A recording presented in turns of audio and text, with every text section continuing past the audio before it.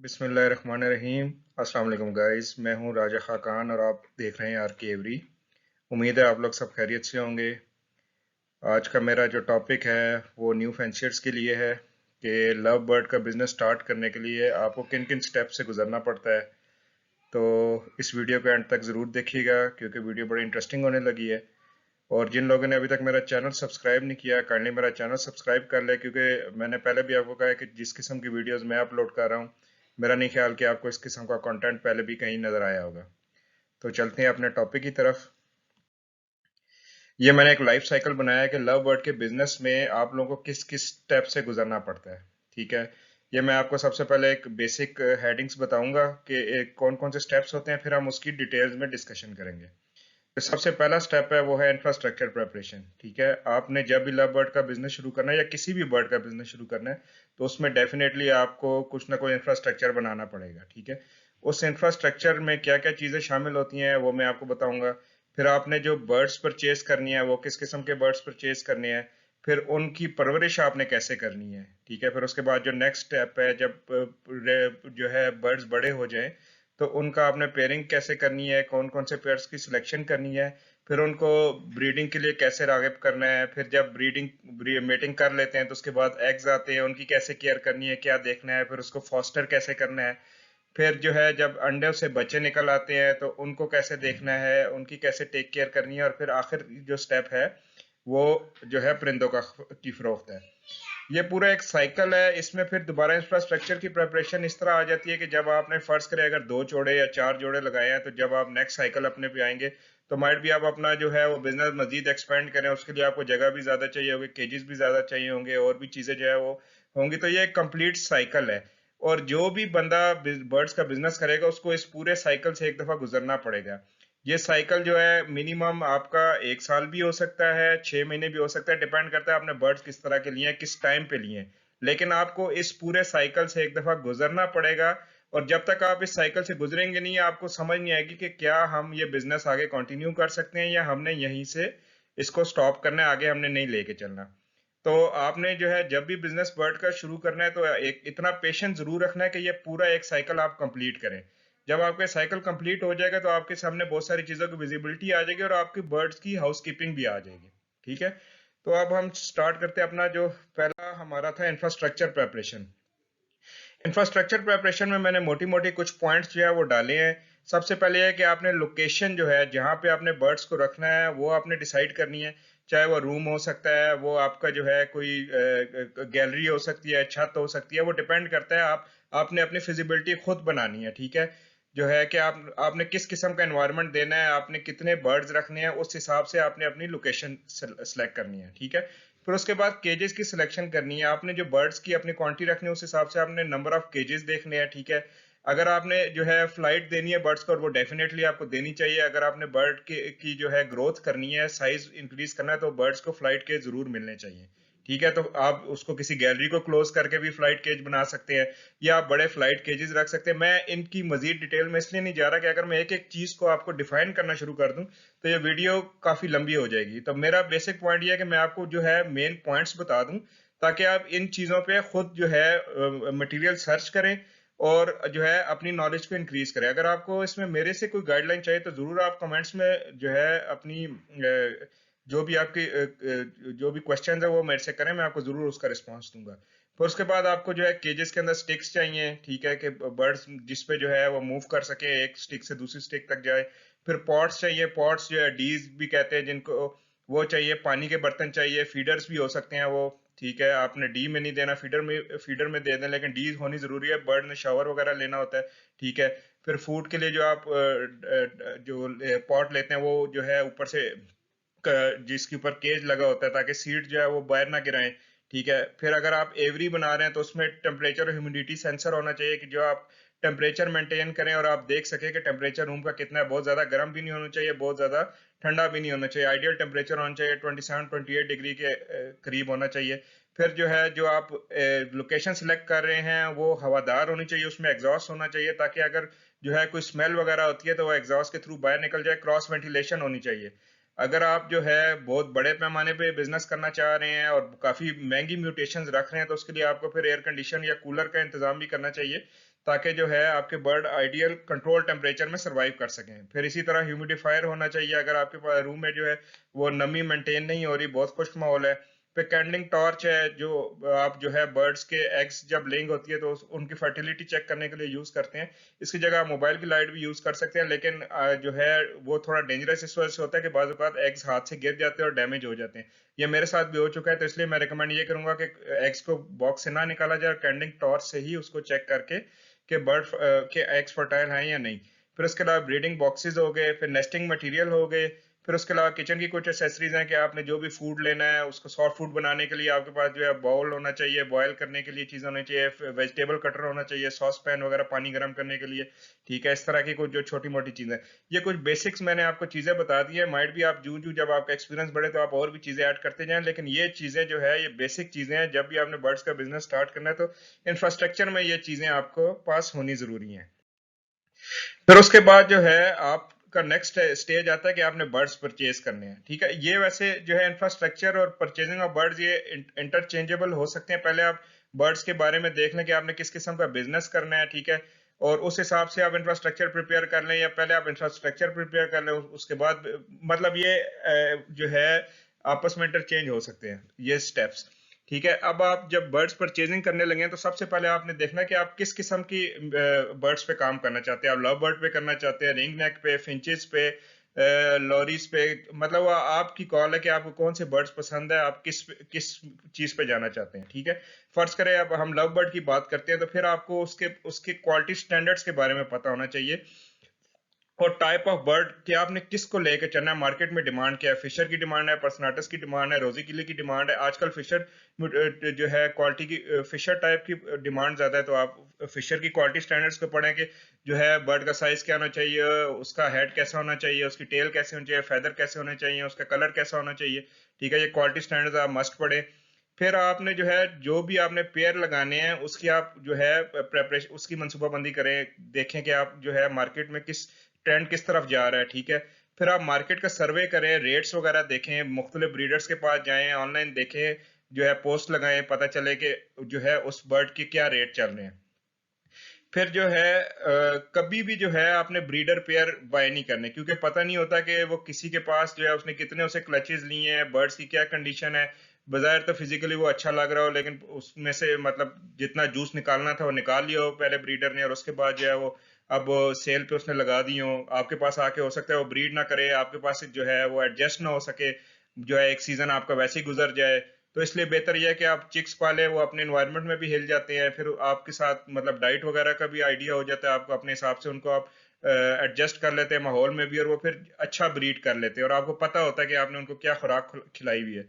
ठीक है, फिर उसके बाद जो है जब भी आप बर्ड्स बाय करें तो कोशिश करें कि आप पर्सनली जो है विजिट करें एवरी का, वहां पे देखें कि जो बंदा से आप परचेज कर रहे हैं वो बर्ड्स की हाउस कीपिंग कैसे करता है, कैसे केयर करता है, उसने जो है डाइट वगैरह ठीक रखी है। बहुत से ऐसे ब्रीडर्स भी हैं जो सिर्फ जो है दाने पे जो है बर्ड्स चलाते हैं। ठीक है, जब आपके पास आता है वो सॉफ्ट फूड पे नहीं हिला होता, फिर उसको आपको हिलाने में टाइम लग जाता है, फिर वो उसने इतनी अच्छी कंडीशन में उनको नहीं रखा होता है। अक्सर बीच में लाइसिस वगैरह होती हैं, जुएं वगैरह, जिसकी वजह से बर्ड्स बीमार होते हैं, आईज इन्फेक्शन वगैरह हो जाता है।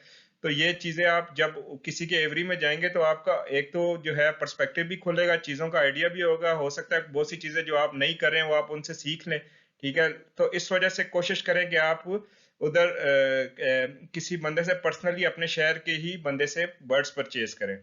फिर जो है जब आप बर्ड परचेज कर रहे हो तो उसको बर्ड को चेक करें कि वो हेल्दी है, एक्टिव है, उसकी ड्रॉपिंग्स चेक करें, आईज देखें, नेल्स देखें पूरे हैं, उसकी फ्लाइट ठीक है, विंग्स वगैरह सब ठीक है, मतलब हेल्दी बर्ड आपने परचेज करना है। और प्लस उसकी जो है पेरेंट्स और ग्रैंड पेरेंट्स की हिस्ट्री वगैरह अगर आपको मिले तो वो सबसे बेस्ट है। फिर उसके बाद है क्लोज बैंडिंग्स। ये बेसिकली ये है कि जो चिक्स होते हैं किसी के पास, वो उसी वक्त उसमें तकरीबन 4.5 मिलीमीटर का रिंग डालते हैं। जो चिक जब बड़ा होता है तो वो बिल्कुल पाँव में थोड़ा फंस जाता है, वो निकलता नहीं है। ठीक है, तो कोशिश ये करें कि आप क्लोज बैंड रिंग वाले चिक्स लें जो पता चले कि होम ब्रीड है। बाज़ औक़ात आजकल जो आप देख रहे हैं कि चोरी का वगैरह का भी इशू चल रहा है मार्केट में, तो बेहतर ये है कि आप होम ब्रीड लिया करें। ठीक है, और क्लोज बैंड रिंग लिए। इसके अलावा जो है आपने जो भी बर्ड्स परचेज करने हैं वो डीएनए के साथ परचेज करें, ताकि जो है आपने, क्योंकि पेयर की प्लानिंग अगर की होगी और डीएनए के साथ आप नहीं लेंगे तो माइट भी, अगर आपने फीमेल लेके जो है वो बर्ड को बड़ा किया है तो वो एंड पे आगे मेल निकल है और आपका जो है टाइम वेस्ट हो, क्योंकि हो सकता है पेयरिंग बन जाए और वो आपको दोबारा पेयर तोड़ना पड़े, बर्ड्स परचेज करना पड़े, और जो जो ही सीजन स्टार्ट होता है तो फिर बर्ड्स महंगे भी मिलते हैं और मुश्किल से मिलते हैं। तो कोशिश करें कि जब भी आप बर्ड लें वो आप डीएनए के साथ लें। उसके बाद है हमारे पास जो है कि हमने जो बच्चे लिए हैं, पट्ठे लिए हैं, अब उनकी परवरिश कैसे की जाए, ठीक है।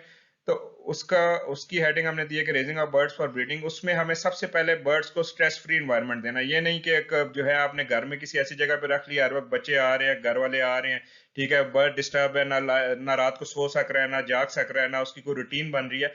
आपने मिनिमम बर्ड को 12 घंटे की स्लीप देनी है, ठीक है। तो ऐसा एनवायरनमेंट हो जहाँ पे वो डिस्टर्ब ना हो, अपनी नींद पूरी करे, ठीक है, उसको किसी किस्म का स्ट्रेस ना हो, क्योंकि स्ट्रेस होगा तो स्ट्रेस के साथ फिर बहुत सारे प्रॉब्लम शुरू हो जाते हैं। बर्ड खाना पीना छोड़ देता है, फेदर प्लकिंग शुरू कर देता है, ठीक है, स्ट्रेस में ज्यादा कमजोर हो जाता है और बीमारियां लग जाती है। जब खाए पिएगा नहीं, वीक होगा, इम्यूनिटी कम होगी तो और बीमारियां लेगा। तो आपने सबसे पहली जो चीज करनी है वो उसको स्ट्रेस फ्री एनवायरनमेंट देना है। फिर उसके बाद उस जहां वो रह रहा है वो साफ सुथरा उसको माहौल देना है। खाने पीने के बर्तन उसके साफ होने चाहिए, डेली दिन में 2-3 दफा बर्तन साफ हों, ठीक है। जहाँ पे उसकी ट्रेज वगैरह वो डेली झाड़ी जाए, वीकली जो है उनको अच्छी तरह सर्फ से धोया जाए, उस पर डिसइंफेक्टेंट का स्प्रे हो। जब तक आप ये चीजें नहीं करेंगे आपका बर्ड हेल्दी नहीं होगा।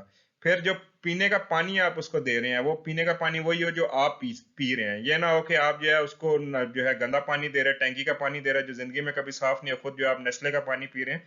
तो पानी ऐसा होना चाहिए जो जिसका पीएच लेवल भी विद इन रेंज हो और टीडीएस लेवल भी विद इन रेंज हो। अगर आप साफ पानी नहीं देंगे तो ये भी बर्ड की बीमारियों का सबब बनता है। सबसे पहले तो किडनी फेलियर है, ठीक है, उसके अलावा फिर बैक्टीरिया होगा तो और मोशन लगेंगे और मुख्तलिफ बीमारियां। फिर उसके बाद जो डाइट है वो डाइट का आपने खसूसी ख्याल रखना है, क्योंकि जो डाइट आप देंगे वही आपको इन रिटर्न जो है in the form of chicks मिलेगी। अगर आप वाइटामिन कैल्शियम वाली डाइट नहीं देंगे, उसको सिर्फ दाना देंगे, तो बर्ड ने डेफिनेटली बीमार होना है। तो आपने सीड मिक्स भी ऐसा देना है जिसमें प्रोटीन, कार्बोहाइड्रेट्स, हर चीज के कंटेंट पूरे हों। आप इन चीजों पे नेट पे स्टडी करें, आपको मिल जाएगा कि जो है किस किस्म का सीड मिक्स जो है लव बर्ड को देना चाहिए। सॉफ्ट फूड में क्या मटेरियल होना चाहिए, गर्मियों में कौन से वेजिटेबल देने हैं, सर्दियों में कौन से वेजिटेबल देने हैं। इसी तरह सीड मिक्स में किस चीज की क्वांटिटी सर्दियों में कम करनी है, गर्मियों में ज्यादा करनी है, गर्मियों में कम करनी है, सर्दियों में ज्यादा करनी है। इस तरह हर्ब्स वगैरह जो है कौन कौन से डालने चाहिए, कौन कौन से नहीं डालने चाहिए।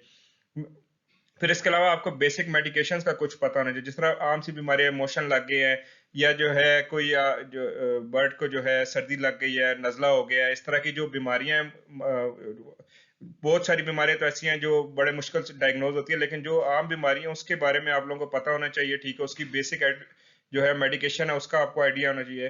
फिर उसके बाद सप्लीमेंट्स कौन से देने चाहिए। वैसे तो मैं जो है सप्लीमेंट्स के बिल्कुल अगेंस्ट हूँ, लेकिन अगर कोई देना चाहता है तो उसकी उसकी क्वांटिटी और वो चीज़ें जो है वो आप नेट से देख सकते हैं। फिर एप्पल साइडर विनेगर जो है इसका बहुत ज़्यादा जो है बर्ड्स में यूज़ होता है। मतलब ये एक बहुत अच्छा, बर्ड के अंदर से सारा जो है गंद वगैरह उसको निकालने के लिए यूज़ होता है। फिर सॉफ्ट फूड को बनाने में भी इसका किरदार है, ठीक है। फिर आपने जो है जो जिस तरह पहले बताया कि समर और विंटर की डाइट का जो है जो डिफरेंस है वो आपने देखना है। समर में आपने जो है बीच में इलेक्ट्रोलाइट्स वगैरह भी यूज करने होते हैं। फिर उसके बाद गर्म दाना बंद करना होता है, मतलब इस तरह की बहुत सारी चीजें, ठंडी जो है सब्जियां देनी होती हैं। ये डाइट डिफरेंस जरूर देखिएगा, देखें आप लोग। फिर इसके बाद फ्लाइट केजेस होने चाहिए। अगर जो है फ्लाइट केजेस नहीं होंगे, बर्ड का साइज इंक्रीज नहीं होगा, छोटा बर्ड होगा, ब्रीडिंग में मसला करेगा, ठीक है, एग बाइंडिंग आएगी, इस तरह के और इश्यूज आते हैं। ये मैं आगे जाके डिस्कस करूंगा। और फिर जिस तरह मैंने ऊपर बताया कि क्लीन और हाइजेनिक इन्वायरमेंट, इसी तरह जो है आपने बर्ड की सफाई सुथराई का और जरासीम कुछ जो डिसइंफेक्टेंट है उनका जरूर इस्तेमाल करें। अगर वो आप नहीं करेंगे तो आपके बर्ड्स बीमार होंगे। आपने अक्सर देखा होगा एवरीज में बड़ी स्मेल आती है, उसकी वजह यह है कि जो है जब आप ट्रेस को अच्छी तरह साफ नहीं करेंगे और साफ करने के बाद डिसइंफेक्ट नहीं करेंगे तो बैक्टीरिया उसमें ग्रो होता है और उससे स्मेल आनी शुरू हो जाती है बर्ड्स की ड्रॉपिंग की वजह से, ठीक है। तो आप अच्छी तरह बर्ड को ट्रेस को पहले सर्फ से वॉश करें और उसके बाद उस पर डिसइंफेक्टेंट का स्प्रे लाजमी करें और केजेस को भी अच्छी तरह साफ करें। फिर उसके बाद जो है हमारा नेक्स्ट स्टेप आता है वो है सिलेक्शन ऑफ पेयर्स, ठीक है। जो है हमने जो शुरू में डिसाइड किया होता है कि जी हमने कौन कौन से जो है पेयर्स लगाने हैं, तो ब्रीडिंग सीजन से कम 1-1.5 महीना पहले आप जो है बर्ड्स को ब्रीडिंग केजेस में डाल दें, ताकि जो है वो पेयर अप हो जाएं। क्योंकि वो फ्लाइट में तो एक दूसरे को देख रहे होते हैं, तो इतना पेयरिंग में मसला नहीं आना चाहिए। वो एक 1-1.5 महीने के अंदर आपस में एडजस्ट हो जाते हैं, ठीक है। फिर जो है आपने जो पेयर की सिलेक्शन करनी है वो मार्केट सर्वे करें, आप देखें कि अभी इस टाइम पे किस किस्म के बर्ड्स की डिमांड ज्यादा है, जिस तरह अल्बिनो रेड आइज की होगी, डेकिनोस की होगी, ठीक है, वो आप मार्केट का सर्वे करें, आपको आइडिया हो जाएगा। आप पोस्ट वगैरह भी देखते हैं कि बर्ड्स की जो है मार्केट किस तरह की डिमांड क्या है, ठीक है। इसके अलावा जो है जेनेटिक्स का स्टडी जो है आप लोगों को मस्ट होना चाहिए, ठीक है। अगर आप इस फील्ड में एक्सेल करना चाहते हैं तो आपको जब तक पता नहीं होगा कि पेयर किसको किसके साथ लगाए, उसका क्या रिजल्ट आएगा, तो आपको आइडिया नहीं हो सकता है, ठीक है। आप इस फील्ड में एक्सेल नहीं कर सकते।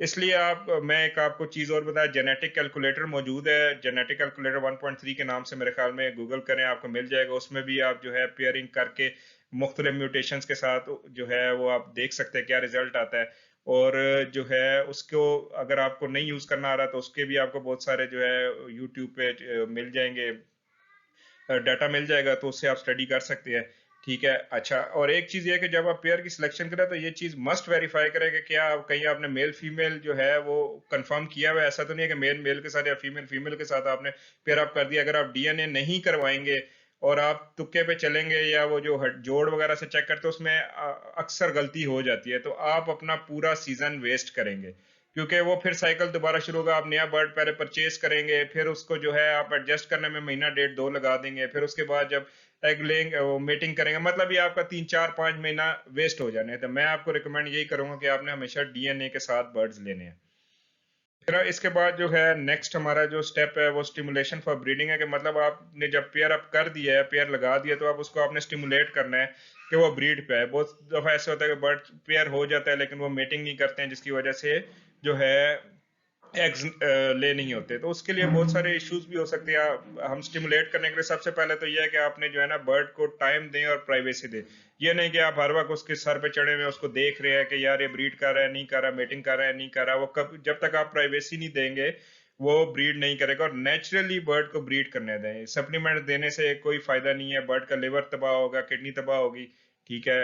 जो है रिजल्ट तो शॉर्ट टर्म तो रिजल्ट आ जाएगा, लॉन्ग टर्म में आपके बर्ड का नुकसान है। फिर जो है आपने बॉक्स उस वक्त लगाना है जब आपको नजर आए कि मेल फीमेल जो है इस कंडीशन में आ गए हैं कि वो मेट करना चाह रहे हैं, ठीक है। उस वक्त आपने बॉक्स देना है। ये नहीं कि बीमार बैठा बैठा है एक मुंह एक जो है मेल ऊपर बैठा है, फीमेल निचली स्टिक पे बैठी है और जो है आपस में पेयर अप हुए नहीं और आप बॉक्स लगा दे, ऐसी कंडीशन में मीटिंग नहीं होगी और रिजल्ट नहीं आएंगे। फिर इसके अलावा आप नेस्टिंग मटेरियल दें, जब आप बॉक्स लगा दें तो उसमें नेस्टिंग मटेरियल दें। बर्ड जो है वो खुद जो है नेस्टिंग मटेरियल उठा के बॉक्स में लेके जाके अपना नेस्ट बनाएगा। आप नीम की स्टिक्स डाल दें, कूची डाल दें, ये सारी चीजें आपको जो है ना अगर डिटेल में आप इस पे यूट्यूब पे देखें आपको बहुत सारा कंटेंट मिलेगा, ठीक है। आपने नेस्टिंग बॉक्स भी प्रॉपर जो है जगह पे लगाना है। ये ना हो कि नेस्टिंग बॉक्स हिल रहा हो, ठीक है, बर्ड बीच में जाए, वो कभी इधर जा रहा है कभी उधर जा रहा है, प्रॉपर उसको कीलों के साथ जो है एडजस्ट करें केज के ऊपर। अंदर लगाना है तो ये ना कि आप अंदर लगा दें कि 1.5 बाय 1.5 के केज में बॉक्स भी बड़ा बॉक्स आप अंदर लगा देना, बर्ड की फ्लाइट की जगह हो ना कुछ हो, उसने क्या मेट करना है, ठीक है। तो प्रॉपर जगह पे जो है आप नेस्टिंग बॉक्स लगाएं। जो स्टिक्स लगा रहे हैं वो भी ये ना हो कि लूज हो, बर्ड बैठे ऊपर जो है और जो है मीटिंग करने लगे, बस स्टिक हिल जाए, बर्ड गिर रहा हो कुछ हो रहा हो, तो स्टिक्स को भी प्रॉपर होना चाहिए, ठीक है। जो आपने पेयर बनाया है उसमें ये ना हो कि एक जो है एक बर्ड जब बीमार है दूसरा ठीक है, जो बीमार बर्ड होगा कभी भी जो है वो मीटिंग नहीं करेगा। तो आपको देखना है कि दोनों बर्ड्स हेल्दी होने चाहिए, ठीक है। फिर कोशिश करें कि जो है कोई बर्ड अगर मोल्ड पे है तो उसको आप ब्रीडिंग पे ना लगाएं, क्योंकि जो बर्ड मोल्ड पे होता है वो डेफिनेटली स्ट्रेस में होता है, ठीक है। उसको और काफी इरिटेटेड पोजीशन में होता है जो है, क्योंकि उसके नए फेदर्स आ रहे होते हैं, उसको हर वक्त खारिश हो रही होती है और इस तरह के इश्यूज उसके साथ होते हैं।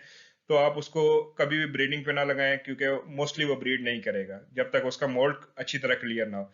एज भी जो है 8 9 मंथ से ऊपर जब तक ना हो आपने बर्ड को जो है ये बहुत से लोग होते हैं 6 7 महीने पे भी मल्टी वाइटामिन दे के उनको ब्रीड पे लगा देते हैं। तो लेकिन इससे लेटर ऑन बहुत सारी कॉम्प्लिकेशंस आती है। इसीलिए मैं आपको कह रहा हूँ कि आपने चिक्स परचेज करने, कभी ब्रीडर बर्ड परचेज नहीं करना, क्योंकि ये वाले इश्यूज आ सकते हैं उसमें।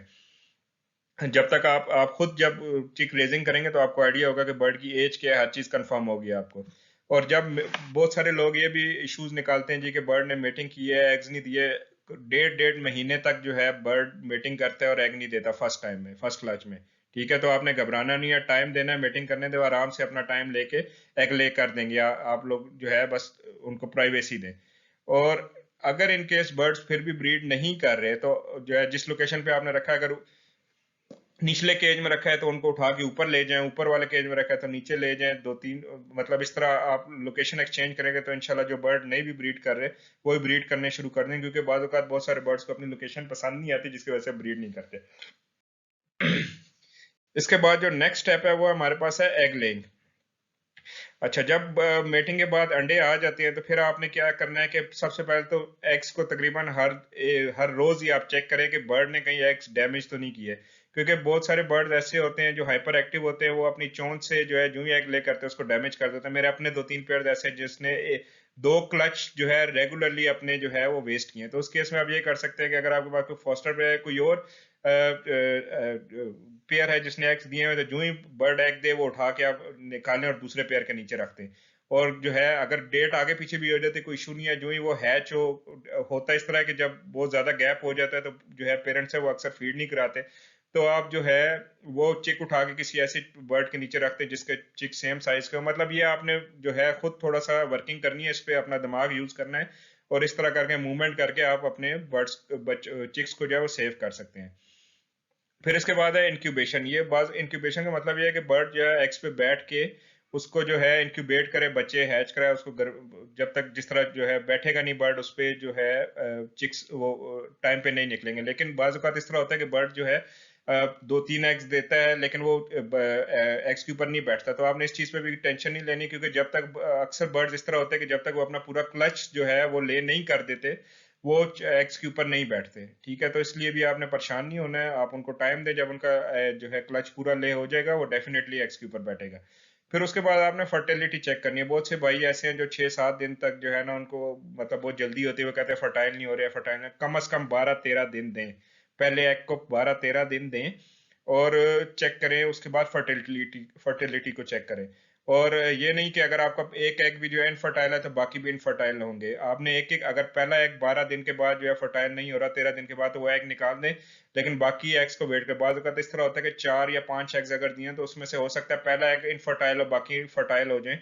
मतलब आपने टाइम देना है हर एग को 12 से 13 दिन जो है देने हैं, ताकि आपको पता चले कि बर्ड फर्टाइल जो एग्स हैं वो फर्टाइल हैं या नहीं। आपके जू जू एग्स आते जाते हैं आप बेशक उसके ऊपर मार्कर से मार्क कर दें 1 2 3 4 नंबरिंग दे दें, और उसके साथ जो है वो आप ब्रीडिंग शीट लगा दें जिसके ऊपर आपने डेट्स वगैरह लिखी हो, ताकि आपको आइडिया होता रहे। बाज़ औक़ात फिर इस तरह भी होता है कि डेड इन शेल हो जाते हैं, जो है एग्स फर्टाइल होने के बाद भी जो है बच्चे हैच नहीं होते हैं, उसमें भी मल्टीपल इश्यूज है, उसकी भी आप डिटेल्स जो हैं वो यूट्यूब पे निकालें, डेड इन शेल की रीजंस, तो आपको बड़ा कंटेंट मिल जाएगा। फिर इसके बाद एक इशू आता है कि एग बाइंडिंग, मतलब जो है फीमेल है वो एग ले करती है, दूसरे तीसरे के बाद उसको जो एग बाइंडिंग हो जाती है, बर्ड नीचे बैठ जाता है, ठीक है, स्ट्रेस में आ जाता है। वो भी आप यूट्यूब पे कंटेंट देखें, ये एग बाइंडिंग जो है वो फंसा हुआ है कि आपने कैसे निकालना है और एग बाइंडिंग क्यों होती है, उसकी रीजंस वगैरह आप देख सकते हैं उस पे। ठीक है, फिर उसके बाद जो है आपके पास जब एग लेइंग होगी तो नेक्स्ट स्टेप है कि फॉस्टरिंग ऑफ एग्स। मतलब आप अंडे जो फॉस्टरिंग होती क्या है कि बेसिकली आप एक जो पेयर है उसके अंडे, फर्ज करें आपने एक महंगा पेयर लगाया है, उसके अंडे जो है आप निकालते हैं, जो ये उसने एग दिए, और कोई सस्ता पेयर जो है आप रोजी कोली का हो गया, या आप बजीज के नीचे भी अक्सर लोग रख देते हैं, कोई इशू नहीं है, जो है उन अगर सेम टाइम पे जिसने भी लेके आए 1 वीक का डिफरेंस आ जाए कोई मसला नहीं है, तो आप उनके एग्स निकाल के फर्टाइल होने से पहले एग्स निकाल के दूसरे महंगे वाले के एग्स रख देते हैं, ताकि जो है वो फिर उसको हैच करवाते हैं और बच्चे जो है वो पालते हैं। इसको फॉस्टरिंग कहते हैं। वो फॉस्टरिंग अगर आप करना चाहते हैं तो जरूर करें, अगर नहीं करना चाहते, महंगे बर्ड से ही अपने बच्चे पलवाना चाहते हैं, तो कोई इशू नहीं है, इस तरह भी बच्चे पल जाते हैं। सिर्फ ये है कि अगर आपने अपनी प्रोडक्शन बढ़ानी है तो उस केस में जो आप फॉस्टरिंग करें, लेकिन उसका एक डाउन साइड ये है कि आप इतने ज्यादा एग्स लेंगे तो डेफिनेटली जो है बर्ड जो स्ट्रेस में जाएगा, वीक होगा, फिर आपको उसी हिसाब से सप्लीमेंट्स भी देने पड़ेंगे। लेकिन मैं रिकमेंड नहीं करूंगा कि आप बर्ड को इतनी तकलीफ दें, इतने प्रोसेस में लेके जाएं, ठीक है, उसको इतनी सप्लीमेंट्स दें। फिर उसके अलावा जो है बाज़ औक़ात इस तरह है कि जो है चिक्स भी फॉस्टर आप कर सकते हैं, मतलब मेन पेयर ने ही एग्स ले किए हैं उसी से आप हैचिंग करवाएं, लेकिन जो है वो अगर सेम टाइम पे किसी और बर्ड ने बच्चे हैच कराए हैं तो आप उसके नीचे वो बच्चे रखते हैं, फॉस्टर कर देगा और उसी टाइम पे जो है वो दोबारा एग्स दे देगा, मतलब कुछ अर्सा वीक 1.5-2 वीक के बाद वो दोबारा मीटिंग करके नए एग्स दे देंगे। अच्छा, आपने एक चीज और चेक करनी है कि जब आप एग्स फॉस्टर करें या बच्चे फॉस्टर करें तो आपने ये चीज मेक श्योर करनी है कि क्या पेरेंट्स जो है उसको फीड करवा रहे हैं या नहीं। आपने क्रॉप को चेक करना है कि उसमें फूड है या नहीं, अगर नहीं है तो आप हैंड फीड मस्ट करवाएं, क्योंकि अगर आप नहीं कराएंगे तो 1 से 2 दिन के अंदर चिक एक्सपायर हो जाएगा। तो ये चीज़ आपने मेक श्योर करनी है कि बर्ड्स के जो है फीडिंग करवा रहे पेरेंट्स या नहीं करवा रहे। और जिस तरह मैंने पहले बताया कि फास्टिंग जो है वो सिर्फ प्रोडक्शन बढ़ाने के लिए यूज होती है, लेकिन मैं कोशिश करता हूँ कि खुद भी फास्टिंग कम से कम करूँ, क्योंकि इससे बर्ड पे बहुत ज्यादा इम्पैक्ट आता है इन टर्म्स ऑफ हेल्थ।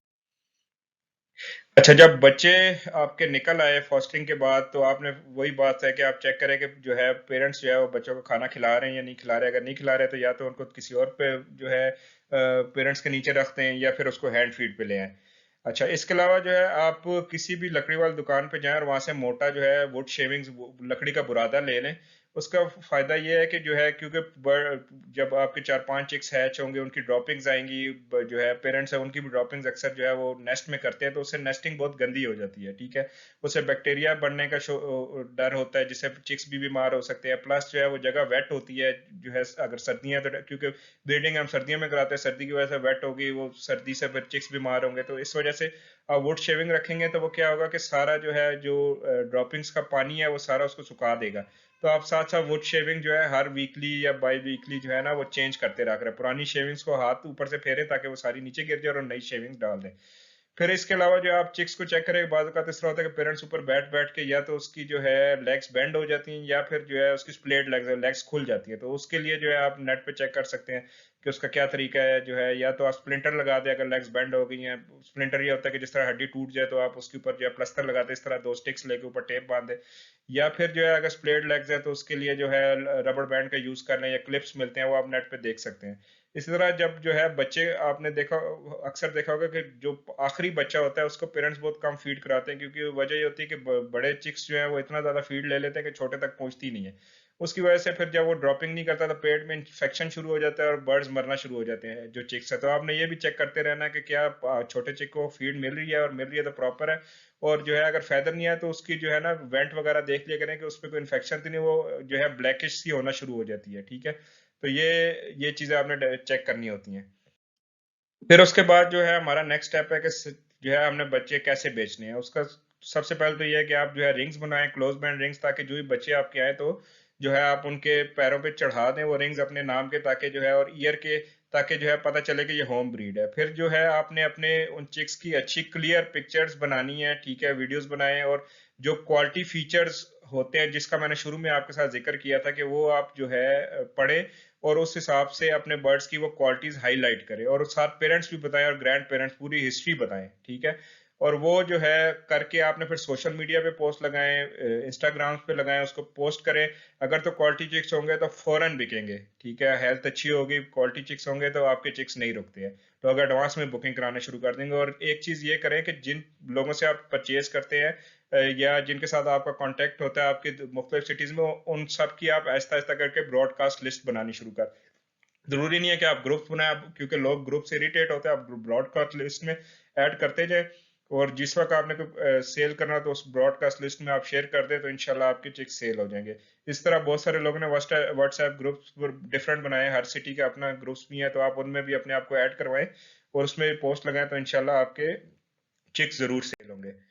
अच्छा, ये तो था हमारा पूरा साइकिल जो मैंने आपके साथ अभी जो है डिटेल में डिस्कशन की है। एक चीज ये है कि अगर आप बर्ड का बिजनेस करना चाह रहे हैं और आप इसमें एक्सेल करना चाह रहे हैं तो ये 7 चीजें आपको जरूर आनी चाहिए।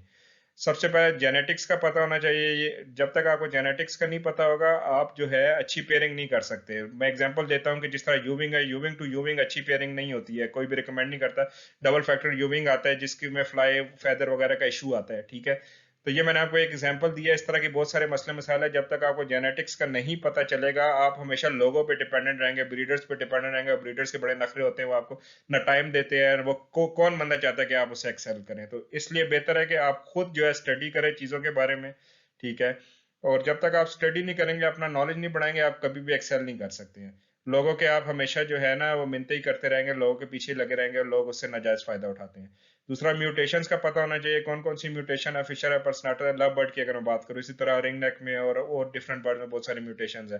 फिर जो है क्वालिटी स्टैंडर्ड्स के बारे में आपको पता होना चाहिए कि जब तक क्वालिटी का नहीं पता चलेगा आपको। मतलब अगर फर्ज करें आप ब्लू फिशर लेते हैं तो आपको उसकी क्वालिटी स्टैंडर्ड्स का नहीं पता, आप बुरी मास्किंग वाला ले लेंगे, और बुरी मास्किंग वाला बर्ड जो है ना वो आपसे कोई भी परचेज नहीं करेगा, क्योंकि अब इतनी मार्केट में आ चुकी हैं चीजें कि आप जब तक क्वालिटी की चीज नहीं होगी आप जो है मार्केट में सरवाइव नहीं कर सकते।